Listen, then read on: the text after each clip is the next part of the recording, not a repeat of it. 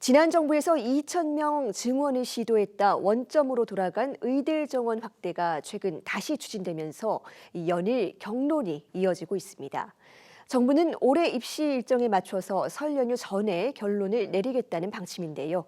의료계에선 의사수 추계부터 과학적 근거가 부족하다며 반발하고 있습니다. 먼저 영상 보고 오겠습니다.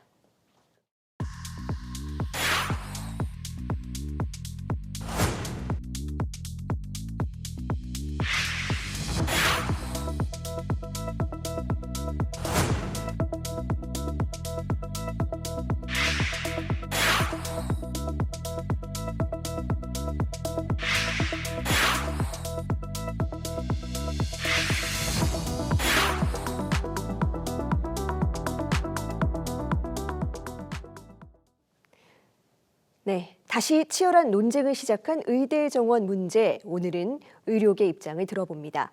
보건의료정책심의위원회 위원으로도 활동 중인 대한의사협회 김태구 회장 스튜디오에 자리했습니다. 회장님 어서 오세요. 네, 반갑습니다.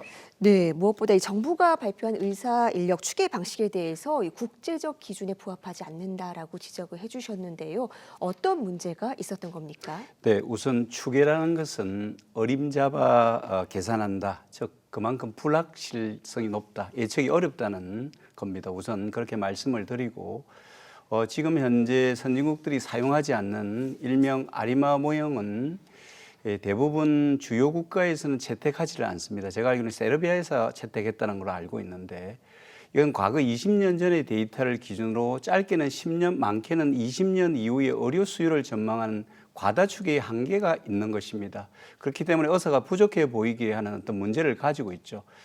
다른 나라는 2년 이상의 기간을 두고 의사 근무 시간, AI 생산성, 수요 억제 정책 등 약 50여 가지 이상의 변수를 투입해서 분석합니다.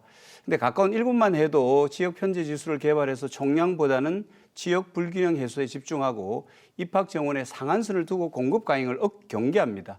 네덜란드는 성별에 따른 파트타임 근무 비율을 고려하고 미국은 임금이 오르면 은퇴를 미룰 것인지에 대한 경제적 변수까지 포함합니다. 반면 우리나라가 발표한 이번 결과는 외국과 비교해서 정말 자랑할 만한 우수한 결과로 떳떳하게 말할 수 없습니다. 약 5개월 동안 12차례 회의를 했지만 위원들이 치열하게 논의할 수 있는 물리적 시간이 절대적으로 부족했습니다. 과학적 수급 추계를 표방하는데 실제로는 제한된 데이터, 장기적 예측에 부족한 방법론을 썼기 때문에 정원이라는 어떤 결과를 정해놓고 우리가 근거 마련에 몰두한 모습을 보였다. 그래서 저희들이 이 아리마 모형을 반대하는 것입니다. 네, 국제적으로 널리 쓰이는 방식과는 좀 괴리가 있다라고 지적을 해주신 건데요. 그렇다면 정부 발표한 내용 중에서 구체적으로 또 어떤 문제들이 있었을까요?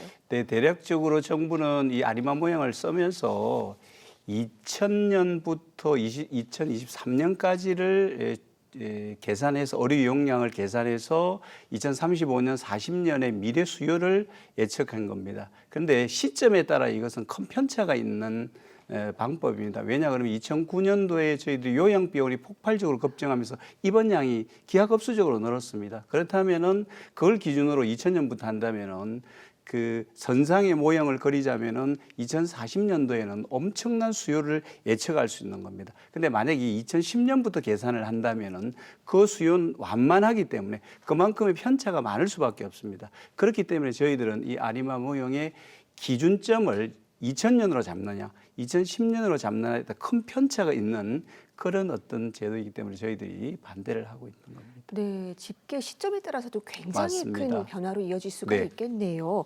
또 하나 논란이 되는 부분이 AI로 인한 생산성 향상 부분입니다. 정부는 네. 10년간 누적 6% 정도 향상이 될 것 같다라고 했는데 어떻게 보셨습니까? 실제적으로 이것도 이제 아리마 모형의 그 시나리오를 몇 가지를 넣는데 거기에 이제 우리가 미래의 어떤 기술 향상에 대해서 또는 생산성 향상에 대한 부분을 이야기하면서 AI 이제 지수가 나온 겁니다. 그래서 AI 생산성은 정부가 10년간 6% 증가할 것으로 봤는데 저희들이 이제 확인을 해봤더니 이는 OECD 문건에서 인용된 연구상 보건 부분에 대한 시나리오 예측값입니다. 즉 AI로 인한 의사의 생산성을 의미하는 것이 아니었습니다. 그래서 저희들이 다수의 국제 논문을 살펴보니 실제적으로 AI로 인한 의사의 생산성 향상 약 20%에서 30% 정도 이상이라고 보고가 되고 있습니다. 또한 추계가 적용한 AI 생산성 연간이 아닌 10년 누적 수치이기 때문에 이는 지극히 낮은 값입니다.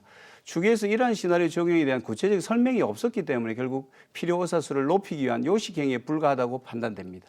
네, 이런 부분을 다 고려하면 전반적으로 이 부족한 의사 수가 좀 적게 잡힐 가능성도 있다는 지적이신 것 같은데. 맞습니다. 저희들이 네. 이제 AI 강대국을 표방하는 대한민국에서 최소한도로 AI로 인한 어떤 생산성을 저희들은 국제 논문과 비교해서도 높게 보지만은 현재 현장에서 실제로 영상의학 판독이라든지 또는 입원 환자들의 어떤 경과 일지라든지 이런 걸 저희들이 종합적으로 봤을 때 약 한 20% 30% 이상의 훨씬 진료 시간이나 일수를 줄일 수 있었습니다. 그만큼 이렇게 뛰어난 AI 생산성에 대한 수치를 감안하지 않는다는 이런 시나리오는 뭔가 구색에 맞지 않다. 저희들은 그렇게 판단을 하고 있고 거기에 한 가지 더 하자면은 근무 일수를 포함을 좀 해서 근무 일수를 약 5% 정도 낮추었습니다. 근데 실제적으로 저희 풀타임 이퀴발런트라고 그래서 실제적으로 근무 시간을 반영해야 됩니다. 근데 근무 시간에 대한 반영은 전혀 하지 않았다.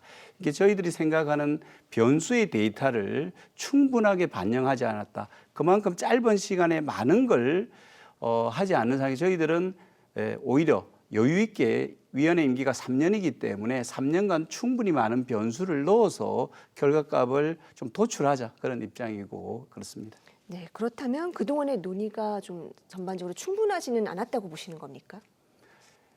그렇죠. 이제 처음에 말씀드렸듯이 외국에서는 추계센터가 설립되고 나서 약 한 2년간 또 일본에서 한 6년간 정도의 어떤 기간을 두고 결과를 도출합니다. 그만큼 대입 변수 값의 종류에 따라서 예를 들어서 지역적인 편차라든지 여러 가지가 많습니다. 뭐 이번 어떤 질환에 대한 유병률부터 또는 전문 과목별 지역별에 따라 다르기도 하고 너무 많은 그 변수들을 넣어서 하기 위해서는 이 5개월이라는 시간이 너무 짧은 거죠. 그리고 5개월 동안에 아마 제가 알기로는 위원님들이 회의에 발언하셨던 시간들도 한 5분, 10분밖에 안 되는 걸로 알고 있습니다.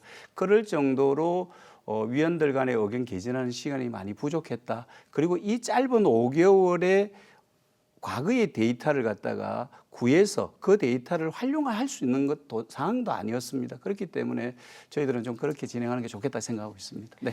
네, 이제 공은 보건의료정책심의위로 넘어왔는데 이틀 전에 직접 참석을 하셨습니다. 논의 과정 어땠습니까?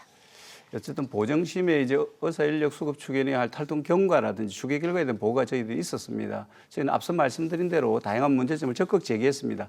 만일 의료계가 주장하는 이런 문제 때문에 해결이 안 된다면은 보정심에서 27년도 특례 적용을 요구하고 추계에서 합리적으로 다양한 관점에서 추계할 수 있도록 권고할 필요성까지 염두해야 된다고 보고 있습니다.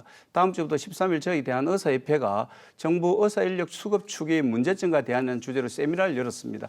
저희가 연구한 정부 추계의 문제점과 분석 근거를 논의할 예정입니다. 이를 가지고 보정심에서도 적극적으로 대응해 나갈 예정입니다. 이 사례를 빌려 정부의 요구드립니다. 저희 대한의사협회는 의사인력 수급 추계의 객관적인 산출과 검증 가능성 확보를 위해 수차례 추계에서 활용된 자료 제공을 정부에 공식적으로 요청했지만 여전히 협조해 주지 않고 있다. 그렇게 보고 있고 어쨌든 수요가 증가해서 공급이 증가한다면 그에 맞추는 건강보험 재정이 그만큼 유지될 것인가에 대한 부분들 그리고 지금 현재 의대 교육이 제대로 이루어지지 않고 있는 의료의 질 문제가 있습니다. 그래서 이런 부분들 종합적으로 해서 저희들은 의사 추계는 정답 맞추기가 아니라고 봅니다. 틀릴 가능성에 대한 관리 문제라고 보고 있기 때문에 장기간 어떤 단일 추계보다 3, 4년 단위로 재평가를 해서 좀 더 저희들이 확실한 또는 누구나 예상할 수 있는 그런 어떤 예측치를 가지고 논의를 해야 된다고 그렇게 보고 있습니다. 네, 지금 정부가 설 연휴 전까지 결론을 내리겠다고 하는데 이유가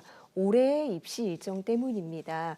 어떻게 보시는지 마지막으로 짧게 답변 부탁드립니다. 네, 교육부에서 아마 올해 4월 아마 대입 전형 때문에 1월 말까지 이 의견을 도출했으면 좋겠다는 이야기를 하셨습니다. 그런데 저는 이렇게 어떤 시간을 정해놓고 결론을 내는 것은 2024년 2월 2,000명 정원 사태의 반복이라고 지적했습니다. 앞서 제가 말씀드린 대로 기한 내 과학적 검증이 불가능하다면은 26년도 같이 특례를 적용해 27년도에 정원 결정을 유예하는 등 국민이 납득한 결과를 도출해야 한다고 강력히 주장했습니다. 그래서 2,000명 정원이 가져온 결과로 의대 교육 현장은 붕괴가 되었고, 그렇기 때문에 단순 숫자 맞추기보다 교육의 질 담보가 우선돼야 함을 분명히 강조드립니다. 현재도 의과대학 내 조금 전에 말씀드린 강의실이 부족하고 타 단과대학 강의실을 빌려 쓰는 등 교육 현장은 혼란이 계속되고 있습니다.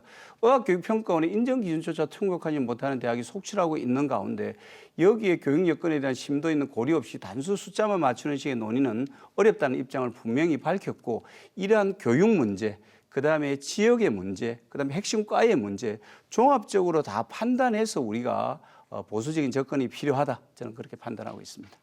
네, 빠른 결정도 중요하겠지만 더 중요한 건 신중한 논의일 겁니다. 이전에 시행착오가 반복되지 않도록 충분한 검토가 이뤄지길 바랍니다. 네. 회장님, 오늘 말씀 감사합니다. 네, 감사합니다.